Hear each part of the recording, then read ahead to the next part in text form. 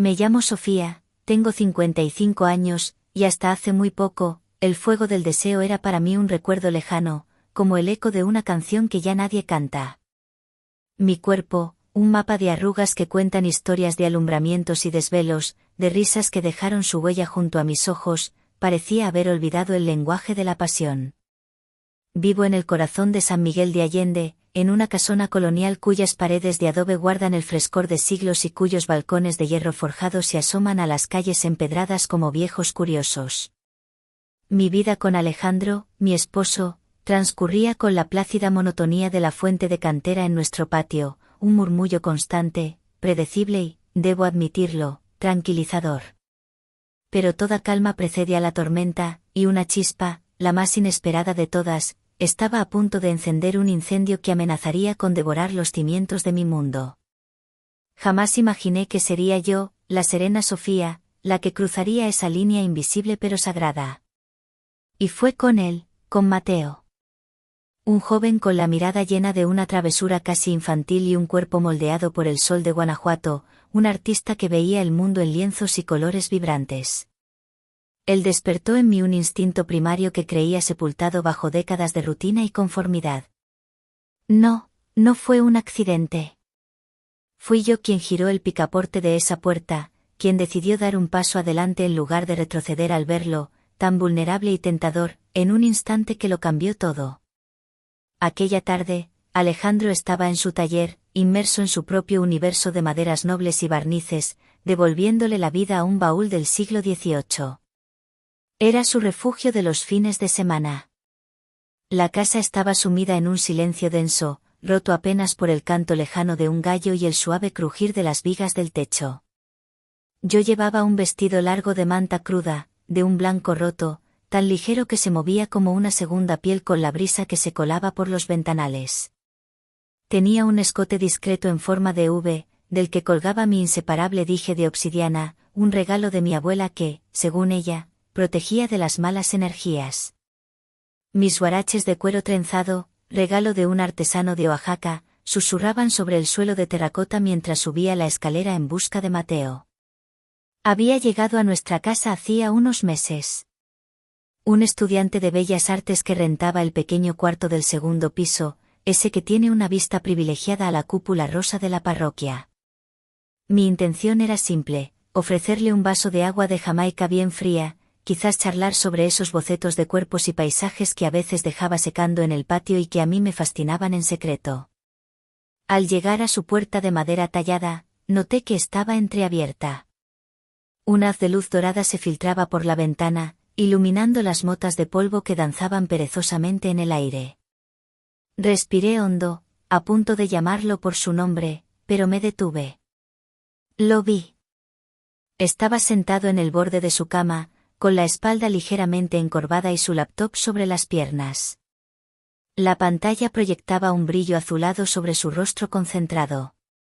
Sus manos se movían con agilidad sobre el teclado, y por un instante pensé que estaba editando alguna de sus fotografías o retocando un dibujo digital. Di un paso más, silencioso, y el ángulo de mi visión cambió. Una oleada de calor me subió desde los pies hasta la nuca. El reflejo en sus gafas de pasta me reveló una imagen que no era arte, al menos no del que se exhibe en galerías. Era algo mucho más íntimo, crudo y privado. Me quedé petrificada.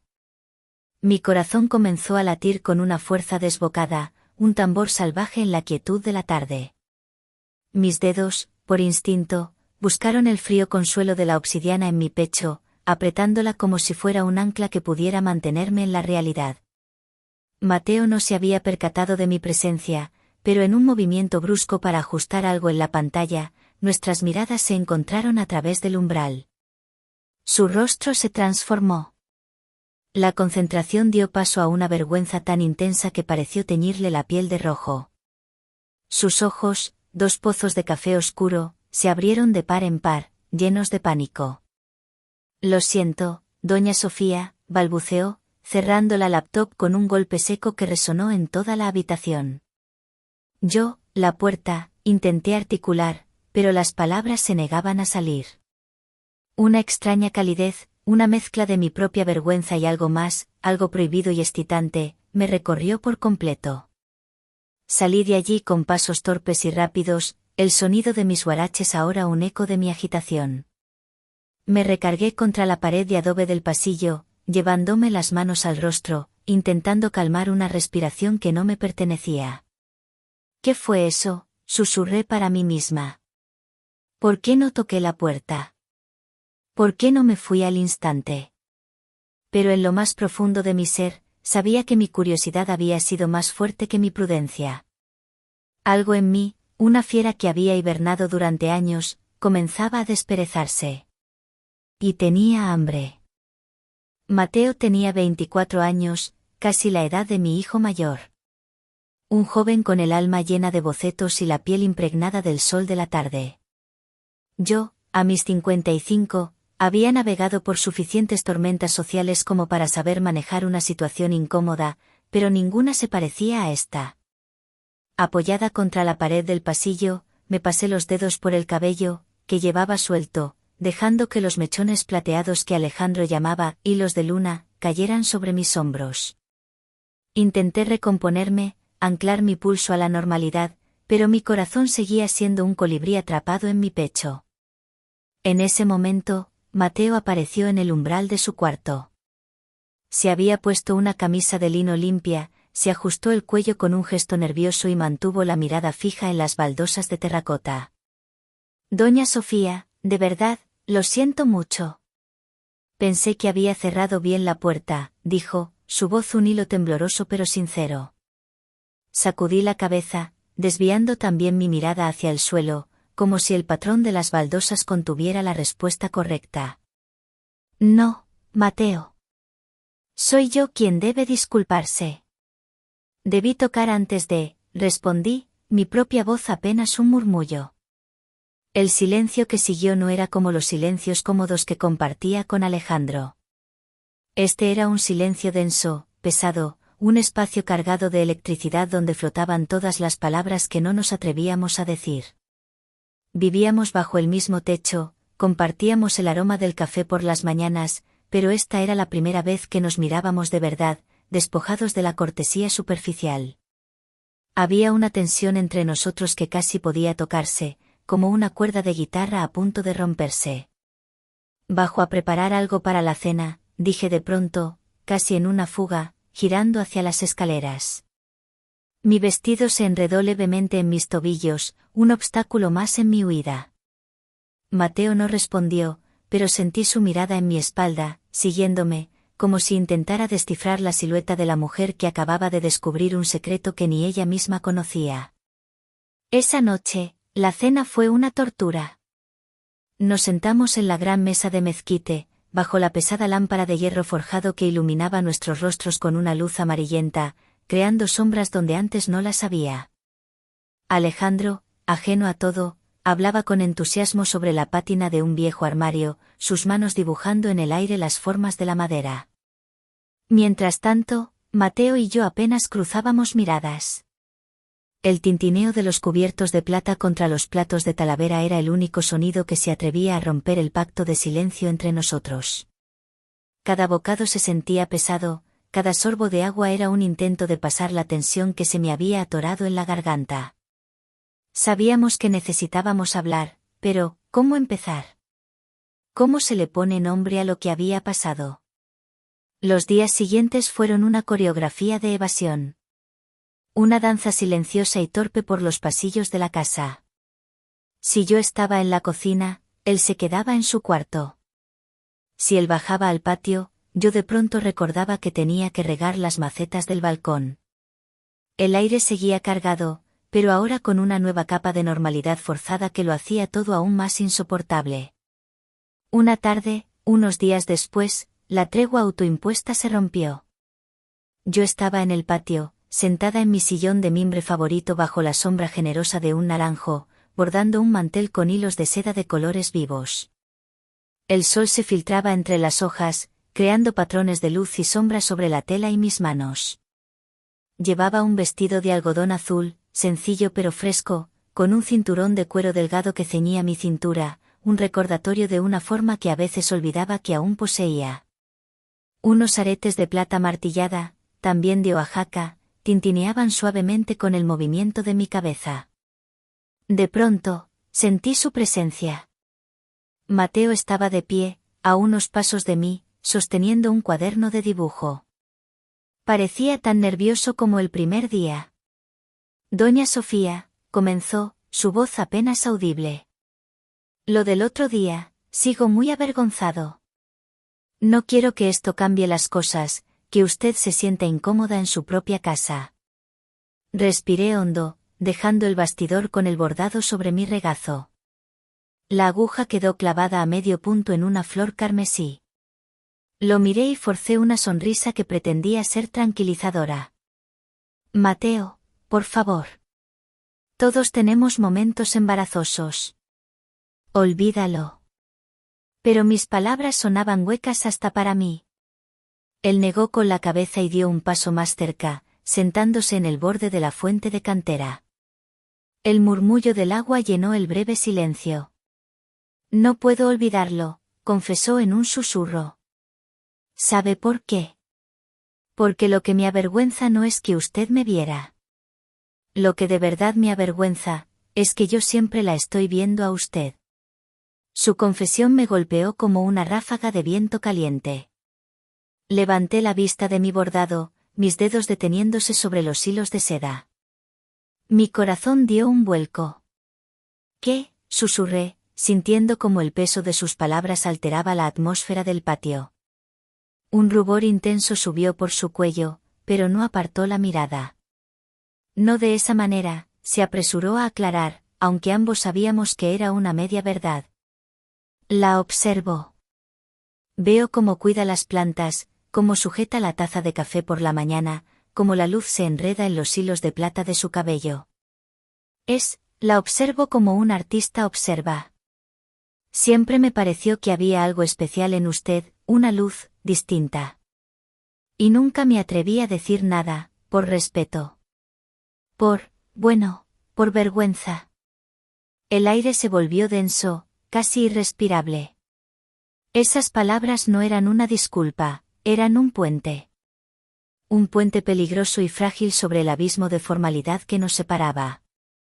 Lo miré, él me miró, y en ese cruce de miradas se disolvió él, Doña Sofía, para siempre. Él no solo había visto mi cuerpo, había estado observando mi alma. Sin decir una palabra más, abrió su cuaderno. En la página, trazado a carboncillo con una precisión y una ternura que me robaron el aliento, no estaba mi rostro. Estaban mis manos. Mis manos sobre el bastidor, con la aguja a punto de perforar la tela. Un retrato íntimo y secreto que gritaba todo lo que su boca acababa de susurrar.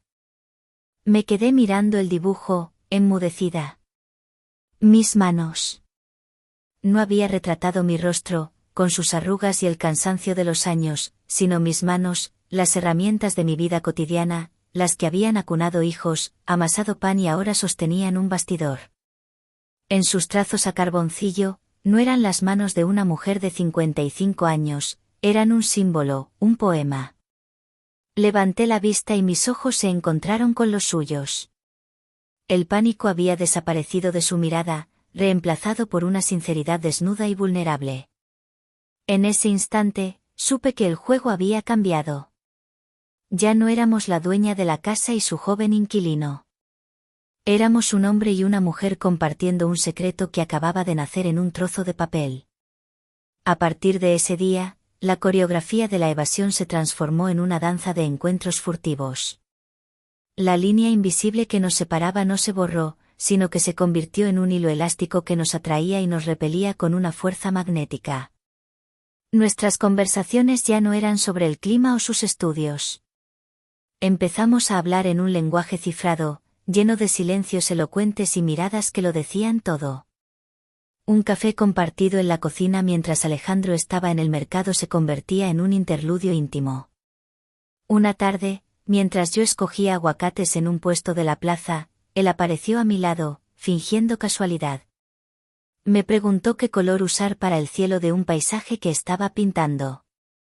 ¿El azul del rebozo que llevaba usted ayer, o el de sus ojos cuando ríe?, preguntó en voz baja, y el simple comentario hizo que mi pulso se acelerara y que el bullicio del mercado se desvaneciera a mi alrededor. Comencé a ser más consciente de mí misma, de mi cuerpo. Me encontraba eligiendo mis vestidos con más cuidado. Una tarde me puse una blusa de seda color vino que no había usado en años, una que se ceñía a mis caderas y tenía un escote que dejaba mi clavícula al descubierto. Me recogí el pelo en un moño bajo, dejando que algunos mechones plateados enmarcaran mi rostro, y me puse los aretes de filigrana de plata que tintineaban con cada movimiento. Me sentía visible. Y sabía, sin que él dijera nada, que lo notaba. Una noche, el calor de San Miguel era sofocante, un manto pesado que impedía el sueño. El aire acondicionado del cuarto de Alejandro zumbaba monótonamente, un sonido que solía arrullarme pero que esa noche me irritaba. Me levanté, la tela de mi camisón de seda negra rozando mi piel mientras caminaba descalza sobre las baldosas frescas. Necesitaba aire. Al llegar al patio, la luz de la luna lo bañaba todo en una pátina plateada. Y allí estaba él, sentado en los escalones que llevaban a su cuarto, sin camisa, con un cuaderno en el regazo y un cigarrillo encendido entre los dedos. No se sorprendió al verme. Fue como si me estuviera esperando. Tampoco puede dormir, Sofía, dijo, más una afirmación que una pregunta. Su voz era grave y suave en el silencio de la noche. Negué con la cabeza y me senté a una distancia prudente, en mi sillón de mimbre. El aroma del jazmín de noche, el dama de noche, lo impregnaba todo. Demasiado calor. O demasiados pensamientos, respondí. Él sonrió, una media sonrisa iluminada por la brasa de su cigarrillo. Se levantó y desapareció un momento en su cuarto. Volvió con una botella oscura, sin etiqueta, y 2 pequeños vasos de vidrio soplado. Mezcal de un pueblo de Oaxaca. Dicen que aclara los pensamientos. O al menos, los hace más interesantes. Dudé solo un instante. Alejandro dormía profundamente. El mundo entero parecía dormir. Solo nosotros dos, despiertos bajo el manto de estrellas. Asentí. Sirvió el líquido transparente y me pasó un vaso. El aroma ahumado y terroso me invadió. Lo bebí de un sorbo, como él, sintiendo el fuego líquido bajar por mi garganta, un calor que no tenía nada que ver con la temperatura de la noche. Hablamos durante horas, o quizás solo fueron minutos. El tiempo se había vuelto maleable. Me habló de sus sueños de exponer en la Ciudad de México, de la frustración de no encontrar su propia voz en el arte. Y yo, por primera vez en años, le hablé a alguien de la Sofía que existió antes de ser esposa y madre. La que quería estudiar antropología, la que amaba bailar hasta el amanecer. La botella de mezcal bajó a la mitad. Nuestras voces eran susurros, una conspiración en la quietud de la noche para no despertar al dragón que dormía en el piso de abajo. Nuestros pies descalzos casi se rozaban sobre las baldosas frías. En un momento, él levantó la vista al cielo. Mire, susurró, Orión. Su brazo se extendió para señalar las estrellas y, al hacerlo, el dorso de su mano rozó mi hombro desnudo. Fue un toque fugaz, casi imperceptible, pero mi piel ardió como si me hubiera tocado con una brasa. El mundo se detuvo. El canto de los grillos, el murmullo de la fuente, todo se silenció. Solo existía el punto exacto donde su piel había tocado la mía. Retiró la mano lentamente, pero sus ojos no se apartaron de los míos. El aire se cargó de una electricidad palpable. La conversación había muerto. Ya no había nada más que decir. Se inclinó ligeramente hacia mí, su rostro a centímetros del mío. El olor a tabaco y mezcal se mezclaba con el jazmín. No me iba a besar. Sabía que no lo haría. Sería demasiado simple, demasiado burdo. En lugar de eso, su mano se levantó de nuevo, lenta, deliberadamente, y sus dedos, manchados de carboncillo, no buscaron mis labios, sino el dije de obsidiana que descansaba en el hueco de mi garganta.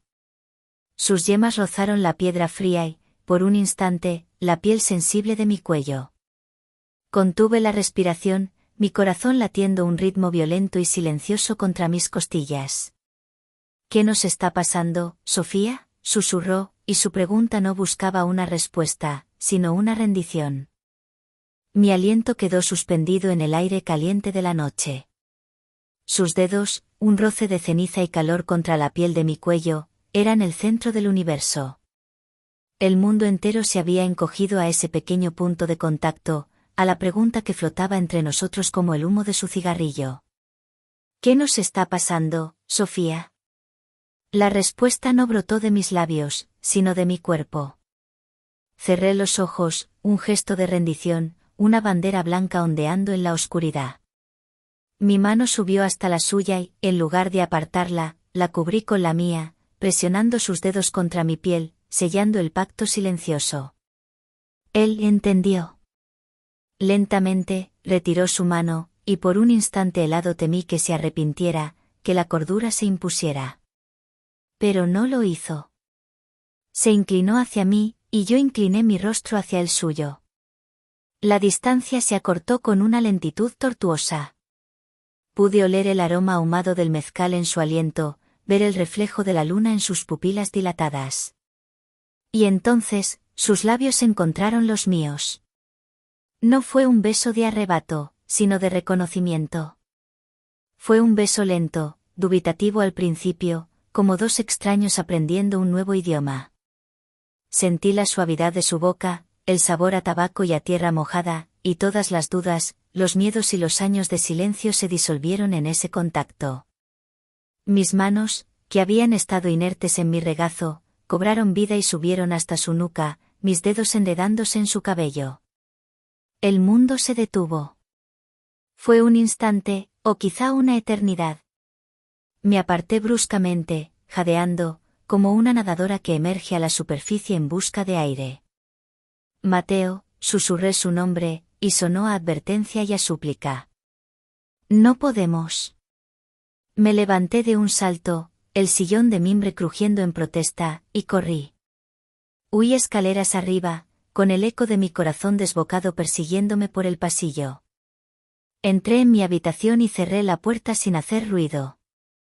La respiración acompasada de Alejandro llenaba el cuarto, un sonido que siempre me había dado paz y que ahora se sentía como el tic-tac de una bomba de tiempo. Me deslicé en la cama, del otro lado, dándole la espalda. Pero mientras yacía en la oscuridad, con el sabor de Mateo aún en mis labios, no sentí culpa. Sentí una sacudida de vida, una corriente eléctrica que recorría cada rincón de mi cuerpo dormido. El fuego no solo se había encendido, ahora rugía, y yo no tenía ninguna intención de apagarlo. Pasaron 2 días. 2 días de una tensión insoportable, pero distinta. Ahora no era la tensión de lo no dicho, sino la de lo inevitable. Nos cruzábamos en la casa y nuestras miradas ardían. El miércoles, Alejandro me anunció que al día siguiente viajaría a Querétaro. Tenía que ver a un proveedor de maderas raras y pasaría la noche allí. Mi corazón dio un vuelco. Claro, mi amor, con cuidado, le dije, mi voz sonando extrañamente calmada mientras le servía el café. Esa noche, apenas dormí. La casa, sin la presencia de Alejandro, se sentía enorme, vacía y llena de posibilidades. La noche del jueves llegó con una lluvia suave que refrescó el aire y tamborileaba en los tejados de teja. El sonido era un arrullo íntimo y conspirador. Después de una ducha larga, me paré frente al armario. Mis manos pasaron de largo los camisones de algodón funcionales y se detuvieron en uno que llevaba años sin usar. Era de seda, de un profundo color esmeralda, con finos tirantes y un delicado encaje negro en el escote. Me lo puse. La tela fría y suave se deslizó sobre mi piel como agua, abrazando mis caderas y cayendo hasta la mitad de mis muslos. Me miré al espejo. La mujer que me devolvía la mirada no era la misma de hacía unas semanas. Había un brillo peligroso en sus ojos. Me solté el cabello, dejándolo caer sobre mis hombros, y caminé descalza fuera de mi habitación. El suelo de madera del pasillo superior estaba frío bajo mis pies. Cada paso era deliberado, consciente. El corazón me martilleaba en el pecho, pero mis pies no vacilaron. Llegué a su puerta. Estaba, como aquella primera tarde, entreabierta. Una tenue luz amarillenta, probablemente de una vela, se escapaba por la rendija, dibujando una línea dorada en el suelo oscuro. No llamé. No era necesario. Empujé la puerta con la punta de los dedos. Él estaba sentado en la cama, con los vaqueros puestos pero el torso desnudo, leyendo un libro a la luz de una pequeña lámpara. La luz de la vela proyectaba sombras danzantes sobre los músculos de su espalda y sus hombros. Levantó la vista cuando entré, y no había sorpresa en sus ojos, solo una confirmación silenciosa. Dejó el libro a un lado. No dijo nada. Yo tampoco. Las palabras sobraban. La lluvia contra la ventana era la única banda sonora. Di 2 pasos dentro de la habitación, hasta que la luz de la vela me bañó por completo. Pude sentir su mirada recorriendo la seda de mi camisón, deteniéndose en el encaje negro. Entonces, lentamente, levanté las manos. Mis dedos temblaban ligeramente mientras buscaban los finos tirantes sobre mis hombros. Tenía razón. Dejemos de fingir. Sujeté la seda, sintiendo la tensión del momento en la yema de mis dedos, y comencé a deslizar el tirante izquierdo hacia abajo, sobre mi piel. La seda se deslizó por mi hombro con un susurro, un sonido minúsculo que resonó en el silencio de la habitación como un trueno. Fue el punto de no retorno. La tela esmeralda cayó a mis pies, formando un charco de joya en el suelo de madera. Me quedé de pie ante él, bañada por la luz trémula de la vela, sintiendo por primera vez en décadas mi cuerpo no como un recipiente de memorias y deberes, sino como un instrumento de puro deseo. Su mirada me recorrió, no con lujuria, sino con una reverencia que me hizo temblar. Se levantó y caminó hacia mí. No hubo palabras. Me tomó en sus brazos, y su piel era caliente contra la mía. El mundo se disolvió en una vorágine de sensaciones, el olor a cera de abeja y a lluvia, el tacto de sus manos en mi espalda, el sabor de su piel. Cada caricia era un redescubrimiento, cada beso un verso de un poema que había olvidado cómo leer. Nos movimos hacia la cama, y las sábanas de algodón fresco fueron un santuario. Él se inclinó sobre mí, su mirada cálida y tranquilizadora, borrando cualquier atisbo de miedo que pudiera quedar. Sofía, susurró mi nombre contra mi oído, y en esa única palabra sentí una vida entera de anhelo. Estoy asustada, Mateo, confesé con una voz que apenas reconocí como mía. Él sonrió, una sombra de sonrisa en la penumbra. Se acercó más y susurró, SHHH, como si Alejandro pudiera oírnos. La mención de su nombre en ese instante, en ese lecho, fue un veneno delicioso, una gota de peligro que intensificó cada sensación. Cerré los ojos y me entregué, no a él, sino al momento, a la mujer que había resucitado de sus propias cenizas. Desperté con los primeros rayos del sol filtrándose por la ventana. Por un momento, no supe dónde estaba. El cuerpo cálido de Mateo dormía a mi lado, su respiración profunda y tranquila. Una paz inmensa me inundó, seguida inmediatamente por una ola de pánico helado. Me deslicé fuera de la cama con el sigilo de un ladrón, recogí mi camisón del suelo y volví a mi habitación. Me di una ducha, el agua fría intentando calmar el fuego que ardía bajo mi piel.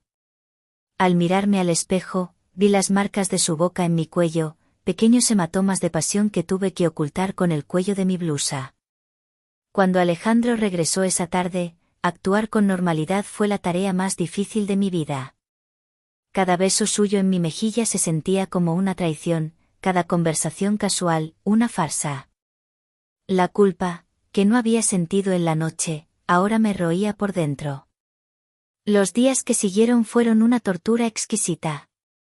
La casa se convirtió en un escenario donde Mateo y yo éramos los protagonistas de una obra secreta. Un roce de manos al pasarnos la sal, una mirada sostenida un segundo de más sobre la mesa, un pie que buscaba el mío por debajo. Vivía en un estado de alerta constante, mi cuerpo vibrando con una mezcla de deseo y terror. Pero algo había cambiado en Mateo. A veces lo encontraba en el patio, con la mirada perdida, su cuaderno de dibujo cerrado sobre las rodillas. Lo notaba tenso, casi sombrío.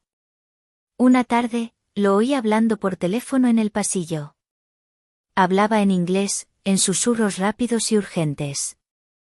No entendí mucho, pero capté palabras como plazo, imposible y lo siento. Algo estaba mal. La alegría de nuestros encuentros secretos comenzó a teñirse de una extraña ansiedad. Una semana después de la noche de lluvia, mientras regaba los geranios del patio, él se acercó a mí. Alejandro estaba en su taller, el sonido rítmico de su lijadora era un telón de fondo seguro. Mateo no sonreía. Sofía, tenemos que hablar, dijo, su voz era grave. Mi corazón se detuvo. Me voy de San Miguel. Pronto. Las palabras me cayeron como un jarro de agua helada. La regadera resbaló de mis manos, derramando agua sobre las baldosas. ¿Qué? ¿Por qué? ¿Es por nosotros?, pregunté, mi voz temblando. Él negó con la cabeza, una tristeza profunda en sus ojos. Es más complicado que eso. Nunca debí haber venido. Nunca debí. Se detuvo, luchando por encontrar las palabras. No te entiendo, Mateo. ¿Complicado cómo? Él dudó, mirando hacia el taller de Alejandro como si temiera que pudiera oírnos a pesar del ruido. Luego, metió la mano en el bolsillo trasero de sus vaqueros y sacó una cartera de cuero gastada. De ella extrajo una fotografía vieja, doblada en las esquinas, y me la tendió. Mis manos temblaban al tomarla. Era una foto en blanco y negro, descolorida por el tiempo. En ella había un hombre joven, radiante y sonriente, con el cabello oscuro y espeso. Era Alejandro, unos 30 años más joven. Su brazo rodeaba a una mujer hermosa, de cabello largo y ojos vivaces que no eran los míos. Y de la mano de esa mujer, estaba un niño pequeño, de unos 5 años, que miraba a la cámara con una seriedad impropia de su edad. A pesar de los años, reconocí esos ojos al instante. Eran los ojos de Mateo. Mi mundo se inclinó sobre su eje. Miré de la foto a su rostro, y de vuelta a la foto. ¿Quién es esta mujer?, logré preguntar, mi garganta seca. Mateo no apartó la mirada de la mía. Y en sus ojos ya no vi al amante, ni al joven artista, sino a un hombre con un propósito, con un secreto que prometía destruirlo todo. Es mi madre, dijo en voz baja. Y la razón por la que estoy aquí.